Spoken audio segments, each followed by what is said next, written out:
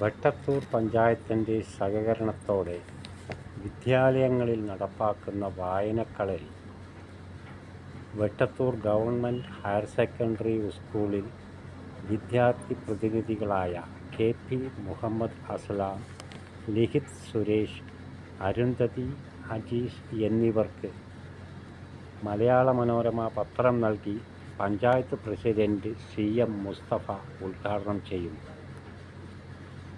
സ്ഥിരം സമിതി അധ്യക്ഷൻ നാലകത്ത് ഉസ്മാൻ, പഞ്ചായത്ത് അംഗം Jaleel Kanakkappilla, PTA vice president KT Shiyas, principal in charge P Jumaila, പ്രധാനാധ്യാപകൻ MP സുനിൽകുമാർ, അധ്യാപകരായ O Muhammad Anwar, KP ഉബൈദില്ല, M Sumiya, MP Sheeba എന്നിവർ സമീപം.